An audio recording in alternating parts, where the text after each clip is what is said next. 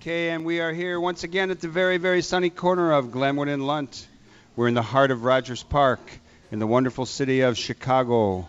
I'm Michael James, and welcome to another edition of Live from the Heartland Radio. We're on every Saturday morning from 9 to 10 a.m., and we talk about politics, we talk about culture, we bring on interesting people. And today we have a really nice lineup. We're going to have some members of the Chicago Diamonds blues soul group, and they'll be up talking about their upcoming gigs and what the blues scene is like these days in Chicago. And we're going to start off our show with a very close-up talk with our wonderful State Representative Harry Osterman of the 14th District. And we're going to talk about what's going on downstate in Springfield, as well as the 2009 Northside Women's Resource Fair. Good morning to you, Harry Osterman. Michael, great to be here in Chicago, not in Springfield, live at the Heartland. Exciting to be back. Breath of fresh air being back on the north side. I'm always, whenever we get people who work downstate, they're always glad to be up here in Chicago. What is it about Springfield? I met some nice folks from Springfield recently, and I used to have fond thoughts about Sangamon County or whatever it is down there. What's going on down there? The city's actually a very nice place, and but sometimes the politics can be a little suffocating and stagnant. So it's we had a very challenging legislative session, and didn't get a whole lot done on a lot of fronts. And our session is going to continue on through this summer. Until we get a balanced budget. So there's going to be some very painful budget cuts that the state's going to have to live through that's going to affect people from all walks of life. It's going to affect senior citizens. It's going to affect parents who want to get their kids in preschool. It's going to affect people with disabilities. It's going to be a challenging time. So our budget didn't get passed, and we're going to have to go through cost savings and cutting of state government, and we're going to see where we are. Potentially have to still raise the income tax. We voted on an income tax increase at the tail end of session in the House. It did not pass. I supported it because I felt it was the right thing to do, even in this difficult economic time, because our budget hole is so large that we can't cut our way out of it, and it's going to be real significant human service cuts, education cuts that I don't think our state's going to be able to live through totally. So it's going to be a very challenging time this summer. I was watching public TV last night, and they had someone on. They were obviously discussing what's going on in Springfield a little bit, and they talked about cuts made by the governor or proposed cuts, finding little places to cut money, and then they come up with about $11.5 million, and the budget shortfall is in the billions. I think what is really going to happen? Well, I think that our budget hole is around $7 billion, and depending on who you talk to, it can go up to as much as $9 billion. Even if we were to raise the income tax, which would only bring in $4.5 billion, a temporary income tax that would go from 3% to 4.5%, that still leaves billions of dollars left to cut. Pat Quinn has done, I think, a yeoman's job in a very challenging time. The last time I was on Live at the Heartland was in November, and we were celebrating Barack's victory. We're still celebrating. I know. But all of us, the cloud over Governor Blagojevich kind of hit home on December 9th, and all of us had to live through that, the impeachment.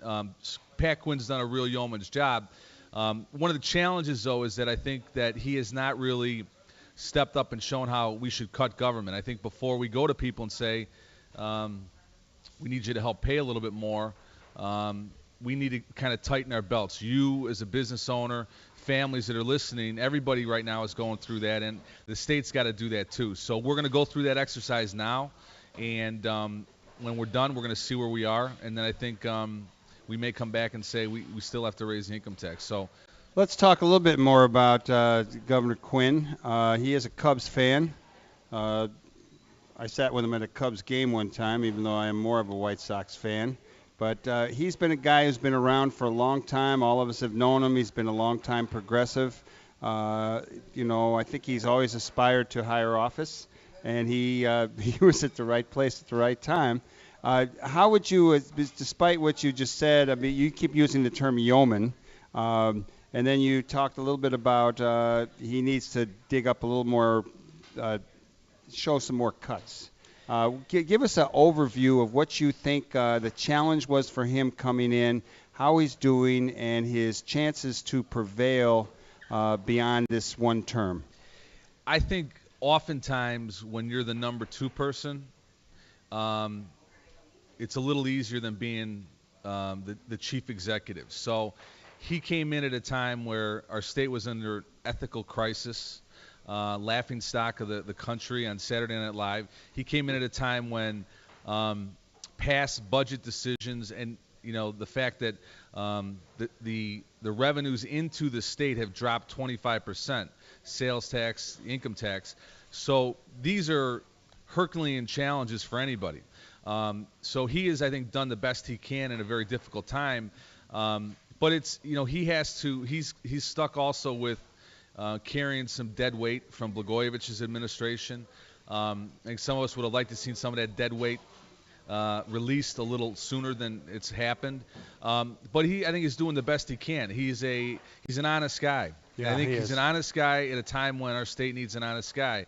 And he's got Jerry Sturmer, who is an advocate for early childhood development. He's got some good people around him, but getting a handle on all of state government, it's been challenging. And I think that he would even admit that himself. So, a lot of people are cheering for him, and a lot of people want to see him do well. I'll relay a little story that I had with him. One of the things I focused on in my career is lead poisoning prevention. Illinois has more kids in our state poisoned by lead poisoning than any other state in our country. The harmful effects stay with a child through his life. It increases their ability to their propensity for violence as they grow older. It diminishes their learning ability. I had a great meeting with Pat Quinn, and we talked about lead poisoning prevention. And what he's done based on that meeting is he's going to have a lead poisoning czar that he's going to appoint. And in a capital bill we passed, he put $5 million towards working in low-income communities to do that. So he's someone who cares and he gets it. But he's got some challenges ahead, but there's a lot of people that want to see him succeed. Let me just take off on the lead poisoning for a minute. I hadn't heard about lead poisoning for some time. It was an issue, I know, in the 60s with a lot of community organizations, people doing community work in Uptown, organizing mainly poor Southern people who were living there, and lead poisoning was a real issue. And I haven't heard about it for years. So you seem to be focused on it. It's not a sexy issue because people think it died in the 70s or 60s. But the reality is that if a young middle-class family buys a home on Juneway Terrace from a senior citizen, the home might not have been renovated for 40 years, and it might be filled with lead poisoning. And unfortunately, a lot of times they find out about it after the fact. Or a low-income family who moves into an apartment building that hasn't been any renovations there, and they don't have a lot of economic choices, they're stuck. So I focused on it. I'm a father, and it's something that some advocates actually at Howard area brought to my attention. And but my point with Pat is that he, unlike other governors, he took this thing that's an important thing for our state, and he's breathing some life into it.